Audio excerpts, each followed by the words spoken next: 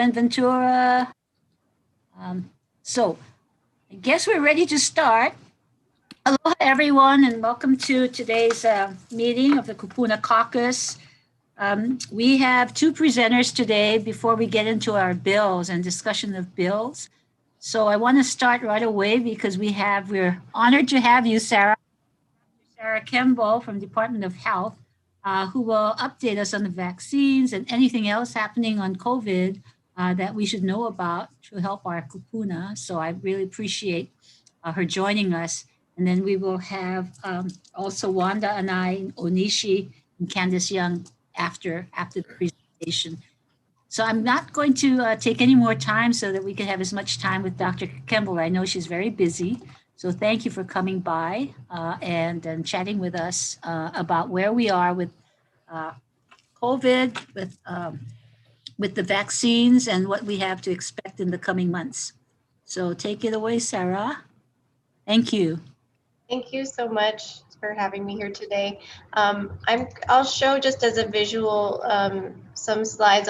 These are from the joint briefing last week, but I can give some updates to these as well as we go. So for those of you who may not have seen these on the first round, just a few updates on our vaccination program for the Hawaii Department of Health.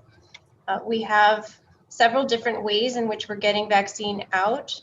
And these are the now 5 different methods that we have of distribution. Large long-term care facility programs, which are federal partnerships with CVS and Walgreens. Small long-term care facility partnerships through our independent pharmacies here in Hawaii. And they have focused on our kupuna in community care homes outside of the skilled nursing facilities. The federal retail pharmacy program, which allows for vaccinations on site at CVS and Long's pharmacies. The federally qualified health centers, which are able to serve some of our rural communities and those at higher risk of contracting COVID-19, and then our point of dispensing sites operated by healthcare providers and the Department of Health. So these are the larger sites that are people show up in a big, parking lot or space to get their vaccines. Our progress overall is similar to when this was presented last week in terms of proportion of allocations by county. And the allocations are quite similar to the county population percent of the state population. So that has remained true. And this is now a little outdated, so we have more up-to-date data on our website in terms of allocations. And I'll just switch over briefly to show that. For the latest data here. And so this is current as of today. We've administered 391,116 doses statewide, including the doses allocated through the state and those doses through the federal pharmacy program. On the bottom, you can see how those doses have been divided in terms of. Excuse me, Dr. Kimball. Wait, because somebody, I think you're unmuted. Could you mute yourself? Because I think we're getting feedback. Someone speaking. Thank you. Okay. Thank you. So on the bottom, you can see the difference between first and second doses. And in the darker blue, you can see where second doses are catching up as a total of first doses. And here on the right hand at the bottom, we have by county, what proportion of the population's been vaccinated for each county. And we also have this age bar to show for our, this was for our target population of 75 and over. We're currently at 64%. Probably higher than that because there are also some of the federal pharmacy doses going to long-term care facilities where we know much of the population are also over 75, but we don't have exact numbers from those federal pharmacy programs. Now, continuing here. I should mute too. So in terms of progress, we've now been able to move to Kupuna 70 and over starting on Monday. So this is the new exciting phase we're moving into, to be able to expand that age range. And we're able to do that now because we've been able to hit a large enough proportion of our target for 75 and over, as well as essential workers in phase 1B, that we are ready to start opening appointments to this next age group. We've had a few challenges along the way in terms of supply shortages, weather delays, trying to make sure our data reporting is up to speed so we have an accurate count on the vaccines that have been administered. But a lot of these challenges we're managing to overcome them one by one.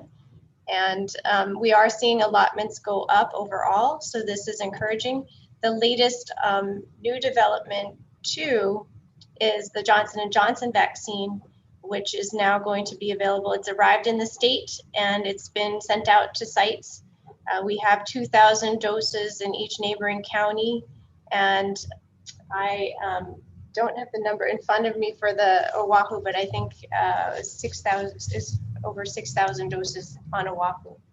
So those are being incorporated into specific pods that are going to be set up to do Johnson & Johnson.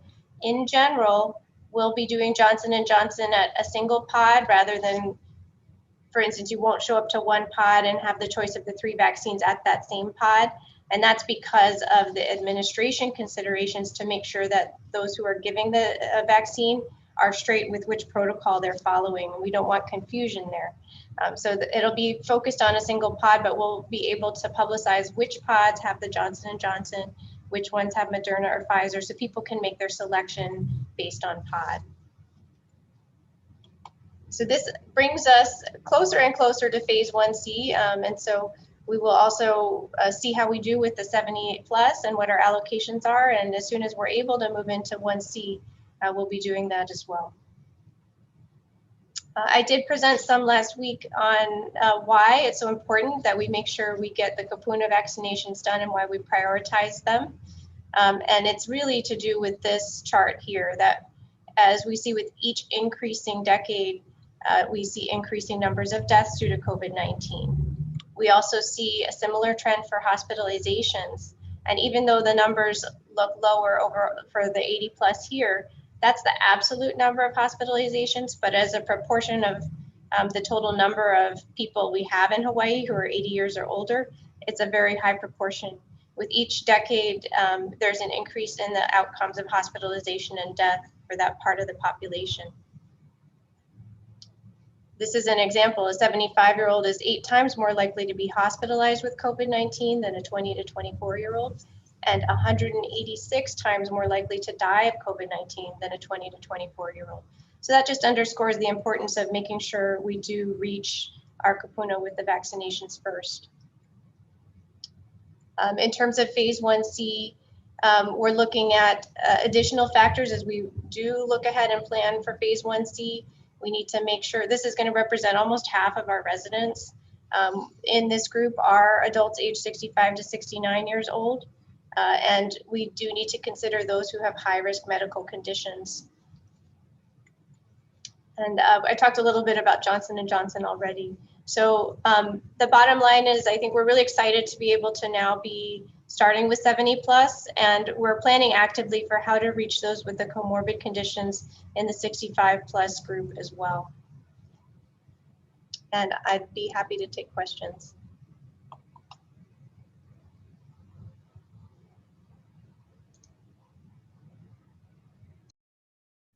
So I have a question. This is Senator San Buenaventura. Dr. Campbell, I understand that you are in charge of our contact tracing program. So one of my constituents was one of the people contacted by the contact trace, and he said he wasn't sure how legitimate the person was, whereas IRS contacts you, they give their name as well as their badge number. This person just identified himself by the first name and just says Department of Health.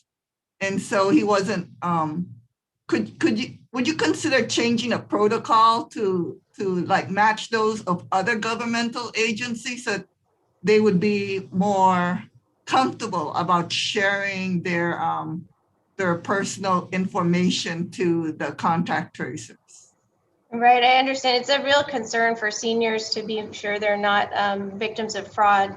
We've tried to emphasize in our protocols that if someone expresses doubt about wanting to talk to one of our contact tracers, that they should instruct them to visit the website and call the disease reporting line number that they see on the website. And that will bring them back to our main reporting lines as well. And that's one way to verify that you're on the line with a real contact tracer from DOH.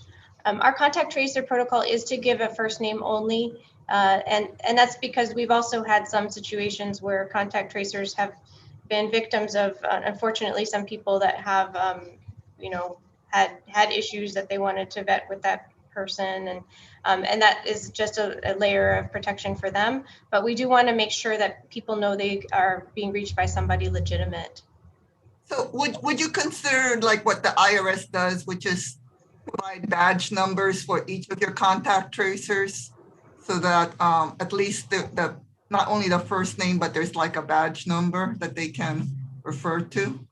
Perhaps you can, if you have an example of that protocol and send it over, we can review it. We don't currently have a badging process in that way where each person has a badge number, but we could look at that kind of protocol. Okay, thank you.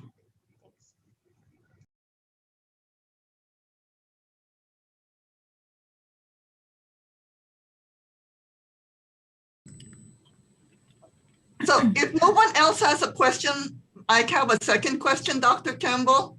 And that's again with contact tracing, again with the same person who tested negative before traveling here and then tested positive upon arriving here to Hawaii. And that is basically, since he was required to do a Safe Travels app, why is it that there is no like cross-checking between somebody who had a positive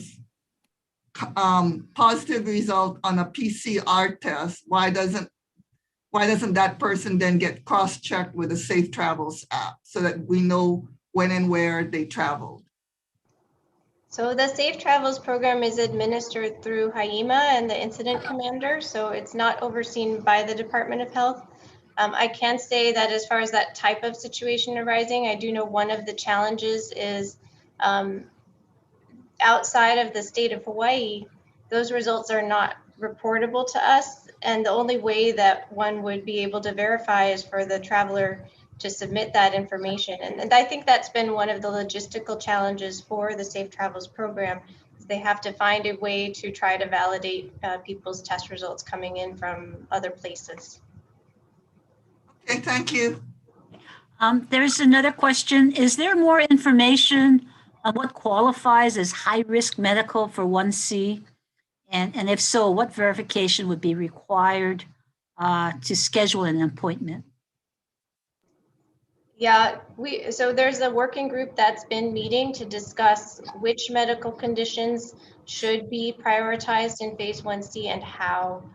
Both are difficult questions and those discussions have been ongoing. I think recommendations have been submitted to the director for her review.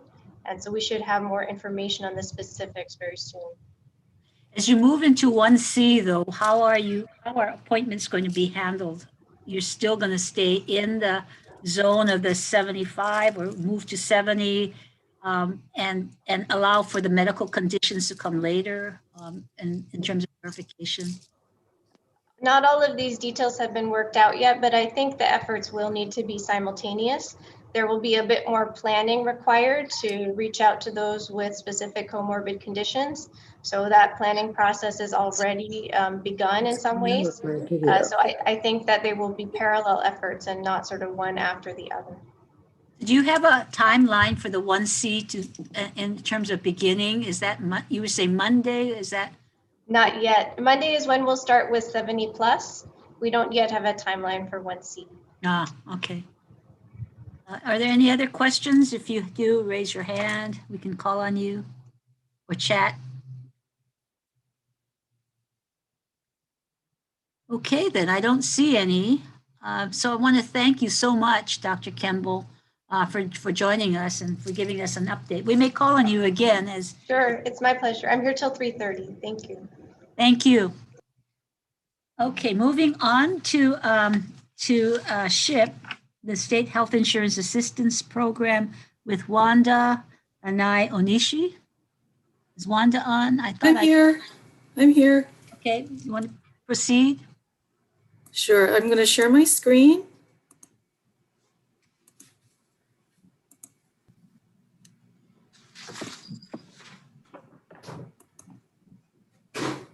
Aloha kako. My name is Wanda Anai Onishi, the Program Director of Hawaii SHIP, the State Health Insurance Assistance Program. With me today is Candace Young, the Volunteer Coordinator. Mahalo for allowing us to talk about the free services we provide to Hawaii residents. SHIPs provide free, local, unbiased, one-on-one counseling assistance to Medicare-eligible individuals, their families, caregivers, and soon-to-be retirees. SHIPs are federally funded by the Administration for Community Living within the U.S. Department of Health and Human Services.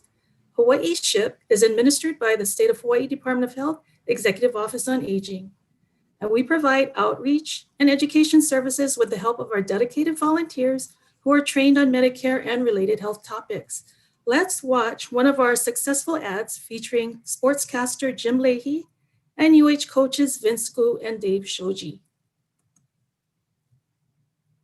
Vince, I hear you got a new team. Team? I've retired. He means the Hawaii SHIP team. Oh, yeah.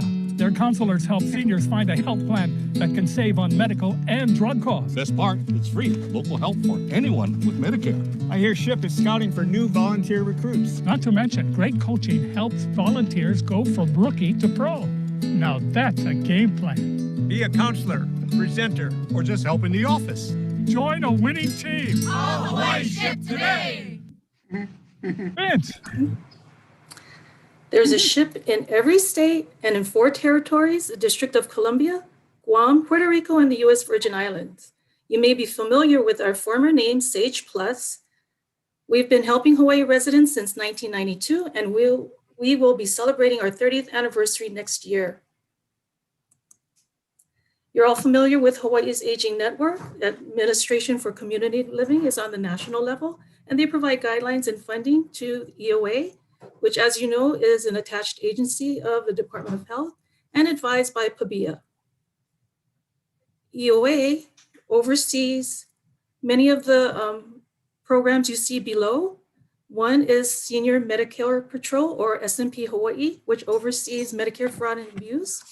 Then we have us, Hawaii SHIP. And then the Long-Term Care Ombudsman Program, as you know, provides outreach and advocacy for residents of long-term care facilities. Its volunteers assist the ombudsman in each county by visiting nursing homes and reporting concerns. And then there's the long-term care support services, which include Hawaii Alzheimer's Disease Supportive Services Program and the Healthy Aging Partnership, just to name a few. And of course, you're all familiar with the 4 county agencies area agencies on aging: Hawaii Agency on Elderly Affairs, Honolulu Elderly Affairs Division, Maui County Office on Aging, and Hawaii County Office on Aging. All of the directors are in the audience today. And I know you're familiar with this booklet, Strengthening the Future of Hawaii's Older Adults, which EOA published in 2019. It provides more information on Hawaii's Aging Network with highlights and accomplishments of the Executive Office on Aging and the programs it administers.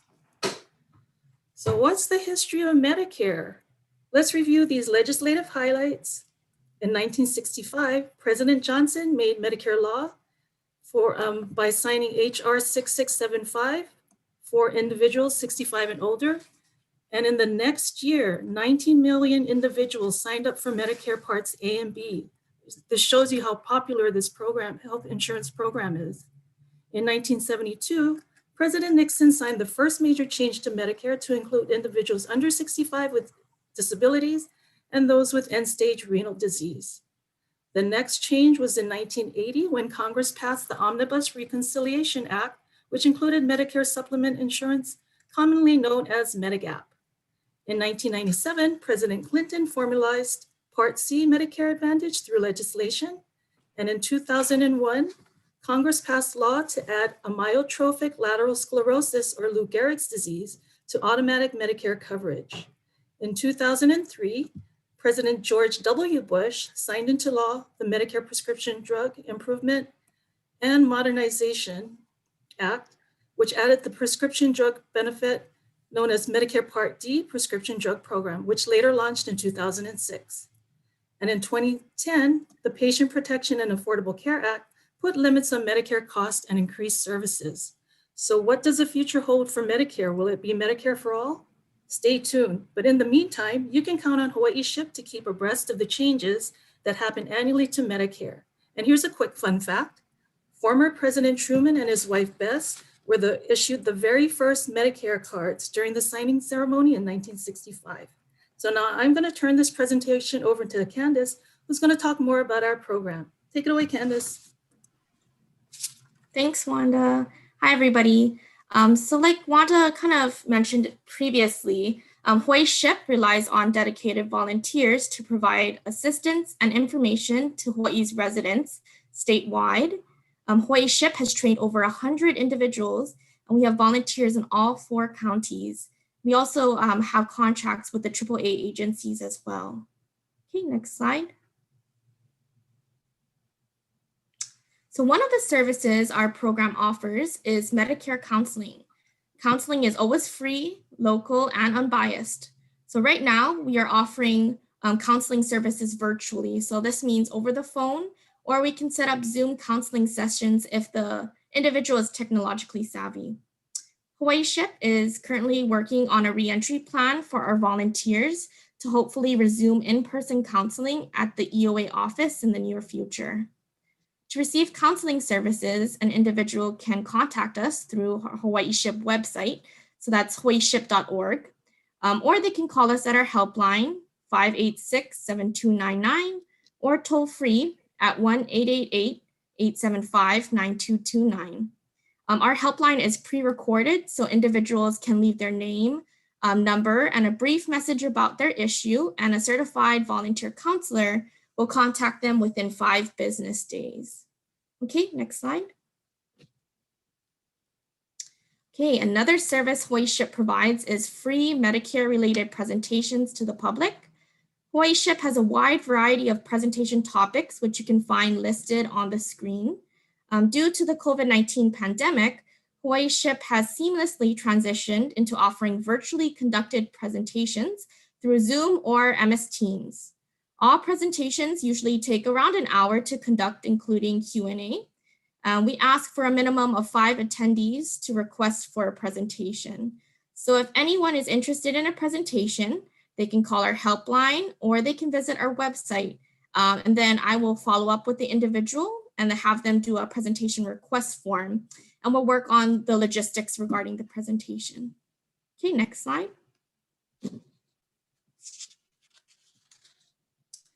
Okay, so typically outside of COVID, Hawaii SHIP is very active in the community at tabling at fairs and exhibits like the one you see on the screen.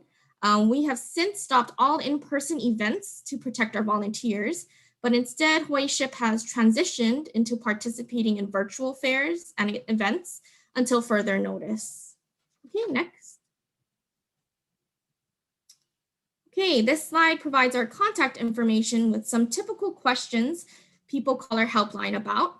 So if you know anyone who is turning 65, interested in getting Medicare plan comparisons, wanting to learn how their employer retirement plans work with their Medicare, interested in a presentation or wanting to volunteer, they can either call us through our helpline, toll-free number, or website. Okay, next slide. We're also on social media. So to provide more information on all platforms, Hawaii SHIP has joined social media. You can find us on Facebook, Twitter, or YouTube. We post helpful Medicare-related information and resources, so please follow and like all our pages for more information. Next.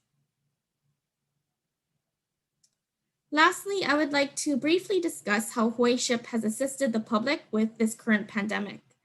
Due to many individuals being furloughed or laid off due to the current economic climate, Hawaii SHIP has seen an increase in call volume from individuals looking for health insurance or needing to sign up for Medicare for the first time. Our dedicated counselors have been able to provide much needed information, referrals, and assistance during this delicate period for individuals. Hawaii SHIP presenters have also conducted numerous presentations to the public regarding Medicare coverage of COVID-19. And Hawaii SHIP has also partnered with its sister program, the Senior Medicare Patrol, to provide awareness to the community about scams related to COVID-19 and currently scams related to vaccinations in particular. Hawaii SHIP will continue to support Hawaii's residents during this difficult time. Next. So that's a picture of our volunteers at one of our recertifications when we could do it in person. So in closing, thank you so much for allowing us to spread the word about Hawaii SHIP. And currently, if anyone has any questions, we would be happy to address them at this time. Thank you, Candice. Thank you, Wanda. Are there questions from our members? Anyone questions? Raise your hand or chat.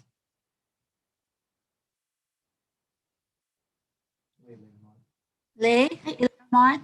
I'm kind of curious. There's a lot of conversation about changing Medicare for all or not, or being self-insured with our EUTF.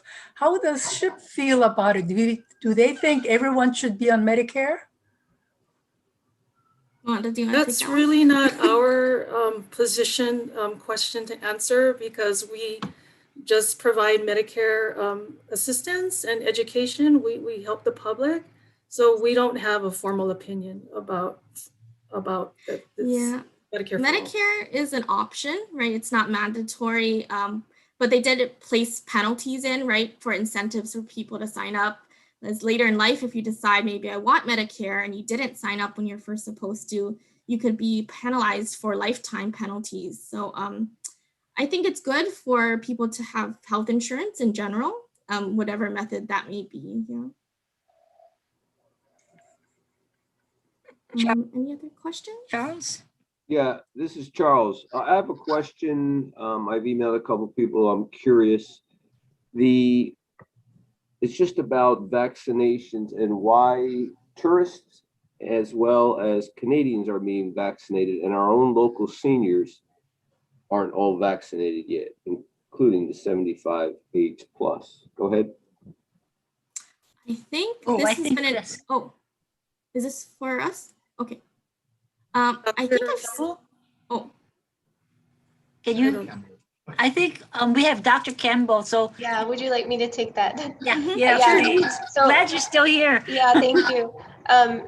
We have heard about some situations where there are, people who spend part of the year here trying to get in for vaccine. We've tried to make very clear on our website, in fact, and with our healthcare partners as well, that our priority is getting vaccines for residents here in Hawaii, and that proof of residency needs to be shown. Okay, I heard that answer. That should be the answer. Respectfully, that's not what's happening. Again, tourists as well as Canadians with Canadian identification, passport, are being, okay, so maybe this is information for you. It's not in the South Shore area, it's common. We have heard instances. Not one or two, no, with all due respect, it's not one or two or three people. It's common knowledge that's being done. I'll stop and not repeat myself. Yeah, no, thank you for that, because we are trying to head that off and have been working with the healthcare partners to make sure they also are holding people to those standards. Thank you for that. Thank you. Anyone else? Another question? Yeah. One of the services is that, I don't know whether you just give presentation or you help seniors when they have been scammed. So what do you recommend if you have been scammed, like on the computer? Who should you report it to? Because when I got scammed, I reported to the police, and the police officer said, no, you don't tell me what happened to you. I'll tell you what happened. And he just noted it, and that was it. And I was so upset, So what do you recommend seniors do when they get scammed, either by telephone or by computer? Yeah. They can contact the Senior Medicare Patrol, even if you suspect there might be some type of fraudulent activity or scams. The SMP program works with the Attorney General's office on investigating following up, and they're very responsive. So I suggest I can chat their contact information in the chat box, and you guys can follow up with them, but I highly suggest reaching out to them. Yeah. Well, I think that seniors should be told who they can call. I mean, maybe some phone numbers. So there's something they can do about it when they do get scammed.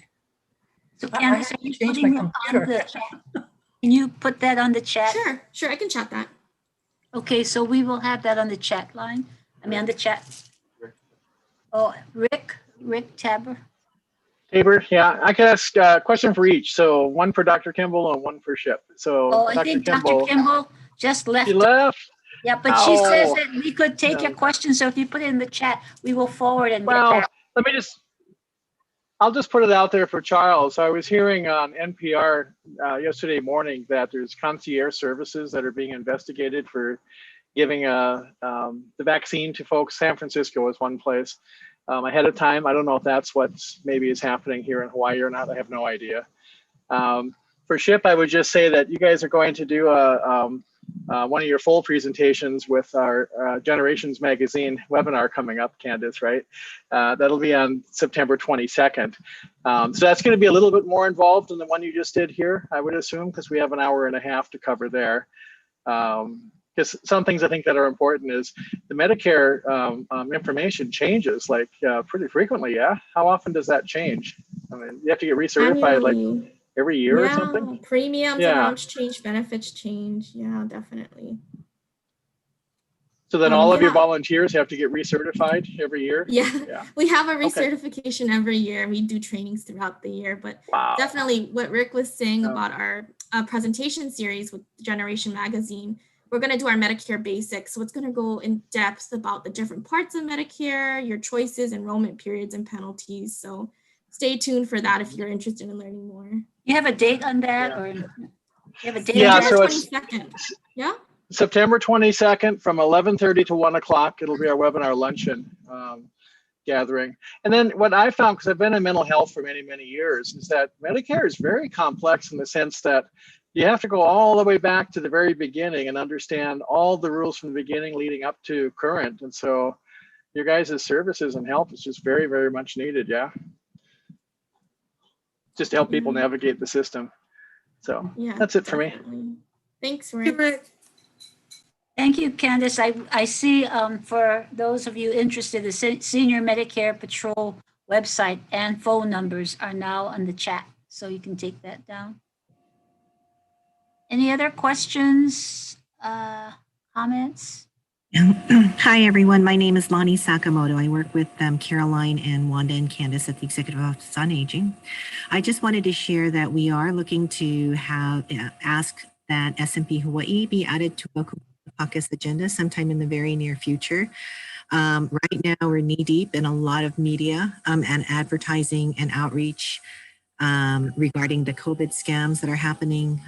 It's a tremendous time where bad things are happening out there. And so this is information that absolutely needs to be made public in the most public way. And so we ask if we can be added to the agenda soon, and we will have all of the updated information provided by the director. Her name is Norma Cup, and she will be able to provide the latest updates nationally, locally.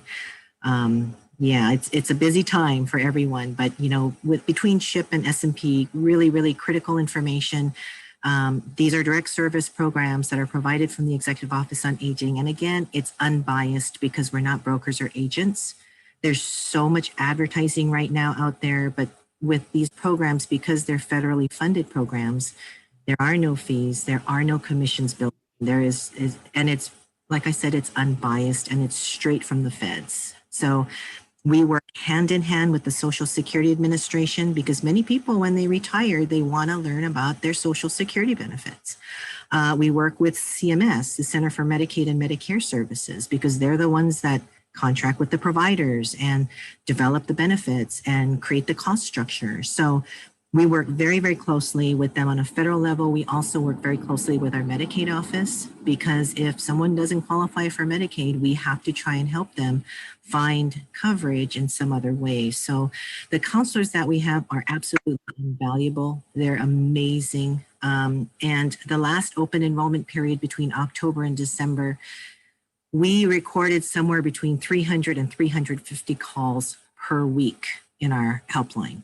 And that's fielded by some amazing trained staff at the AAA offices on each island, as well as about little shy of maybe 70 or 80 trained volunteer counselors here in Hawaii. They were absolutely amazing, and not one complaint received since 2016. So they have just, we can't be more thankful and blessed to have them. So any assistance you can provide in spreading the word about the services, much appreciated. Because the work. Thank you, Lonnie. What we'll do is, if you can give us your email contact number, we will have you on April 2nd. How about that? For SMP? You mean April 2nd? Yeah, next to Cool Council meeting. So if you could give us your email, we will contact you, and you will certainly have an opportunity to speak to all of us. That would be fantastic. Thank you so much, Senator. Thank you. Anyone else with questions, comments? Okay, then thank you so very much, Wanda and Candace, for that information. We appreciate your sharing with us and your good work. We're going to move on then to the 2021 legislation. We've got some time to speak to what bills have survived, not many, unfortunately. But we do have, let's see, what did I do with that list? Of the 5 bills, we've got 3 surviving, so that's pretty good. What did I do with my list? So we have House Bill 490, the Kupuna Caucus, Fences Against Seniors bill, still alive. Troy, Rep. Hashimoto, you want to say anything about that?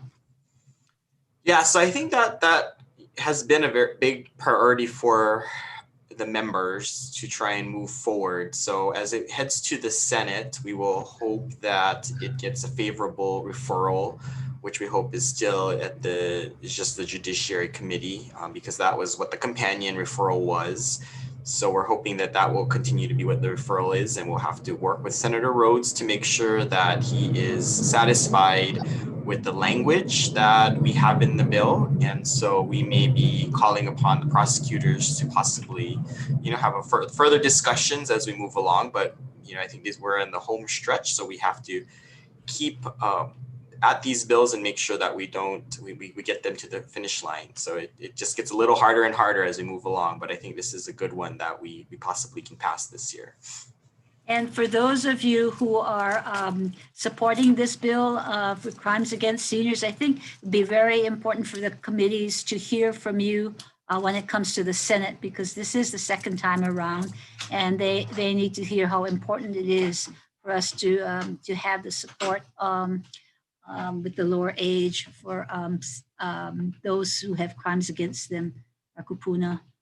So it's the prosecutor's offices have been very supportive, but I think also hearing from the providers and hearing from you that this really is a problem for our Kupuna. So that's coming over to the Senate. The next one is Senate Bill 838, which is the Kupuna Caregivers Program and lowering the hours of employment. That has just passed our CPN. It's going to be heard. I think we've passed it out today. Is Joy still on? We passed it out today, so it's going. We passed it out. Yeah. So it's crossing over. It's crossing over. So go talk to the House now and ensure that we could get this bill passed and get that into law. The other bill that's still alive and that passed out of the Senate is SB 839, which is the Advanced Practice Registered Nurses for Medical Aid and Dying bill. And that is that is coming up before us on Tuesday, I believe. Yeah, Tuesday. So that is it. The other bills are, let me just mention the care facilities inspection reporting bill. I know that Kupuna Council found that really important that they get some kind of report.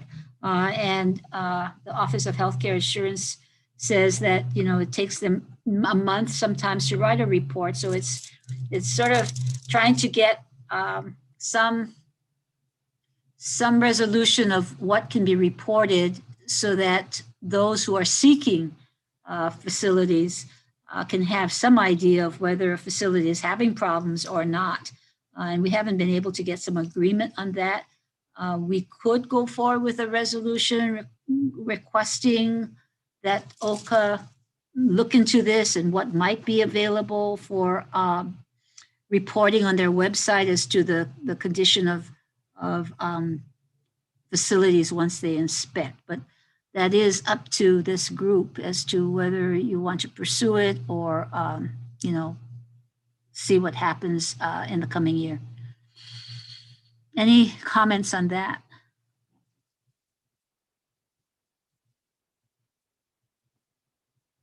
No. If there is no real strong interest in us pursuing it, I guess we will wait on that. No one with real heartbreak if we didn't pursue this with OCA as to reporting? There are members on the Kupuna Council that are very, very invested in this. Anyone from Kupuna Council here? Well, we are. So I am. Kathy is. Barbara. I don't want to name all of us. Okay. What do you folks think? But there are other members on our Kupuna Council that are very, very invested in this. So part of it was just issues with being able to know what's happening when you're actually moving somebody into a home or having to research, where to go. So I've done it with my own parent, and it's very hard if we don't have reports sooner. And that's kind of some of the energy. Some of the feedback we've gotten is just what you've just said, how hard it is to do that. So I'm not going to take a position on it. I just think it's helpful to have reports. I've been in mental health for many years, and we have timelines as to how quickly we need to get our reports done, including when we're doing a psych eval or something. So, but that's, I'm not going to go further than that. I would support the bill, though. Rick, I don't know, maybe Kupuna Council can take a look at that. We have a draft. We can share it with you, and then you can tweak it. Okay. And you can talk to Keith Ridley about it and see what we can, in terms of what might be something that can be reported so that you have information you need, something like that. We could Senator, that would be very helpful, Senator. That would be great. Let's do that. Because at the end of the day, although a resolution shows a position of the House and the Senate, I think it's non-binding. So I think if we really want to fix the situation, we'll probably at some point have to sit down and figure out how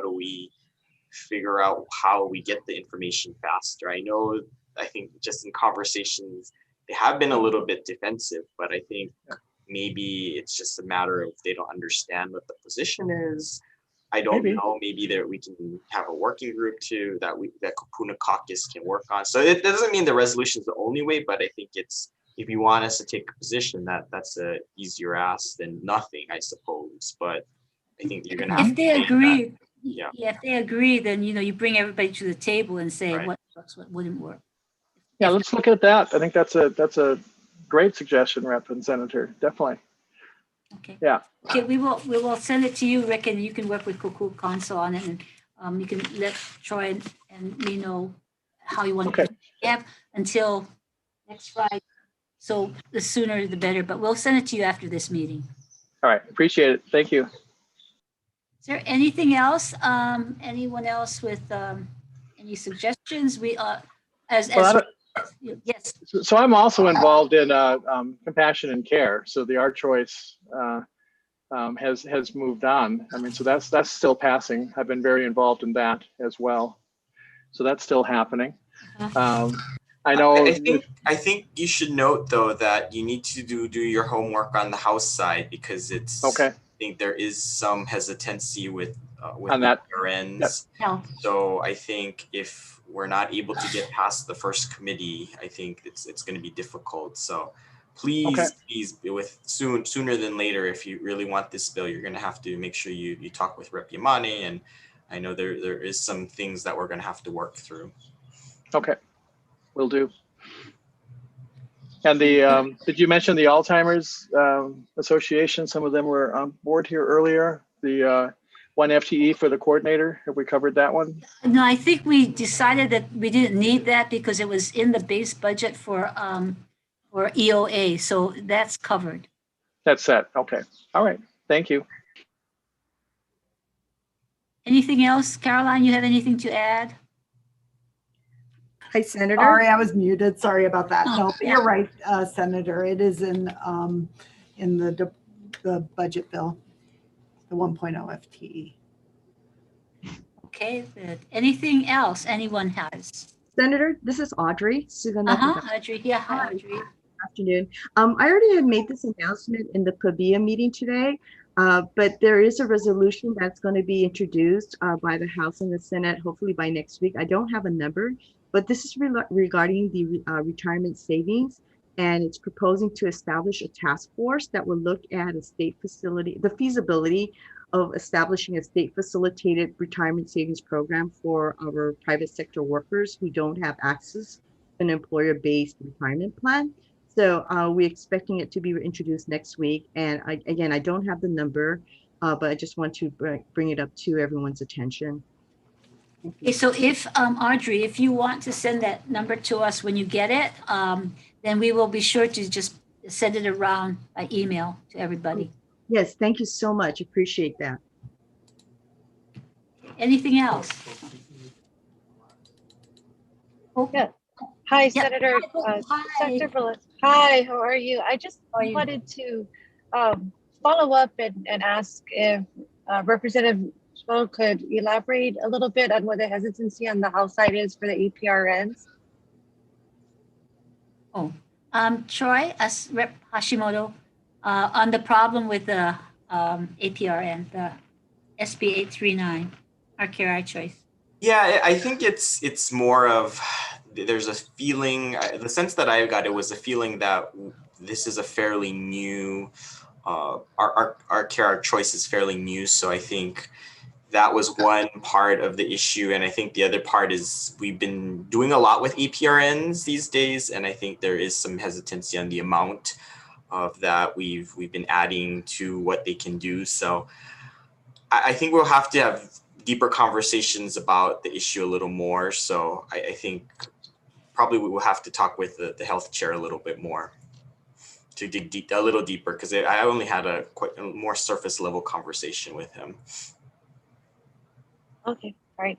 Thank you. I guess just let us know too what we can do to help out with that, okay, if there is anything that we can do. But thank you for your answer. And Senator Moraki, it's great to see you again. Good to see you. But so you could go and talk to the chairs, or not talk physically with the chairs, but you can get in touch with the chairs of the committee so that some of the positions can be, the background and the need can be provided so that there's more understanding of what's involved and why it's needed. So that would be helpful. Thank you, will do. Okay, any more comments or other resolutions or bills or issues that we should be covering? Anyone else? Okay then, well, there's no other business. Oh, wait, there is. We've got future Kupuna meeting. Okay, so we are going to ask the Medicare Patrol to present at the next meeting, but is there any other issue that's pressing or you would like to have us discuss? Please bring that to our attention for the next meeting. We meet on April 2nd. Hey, Sharon.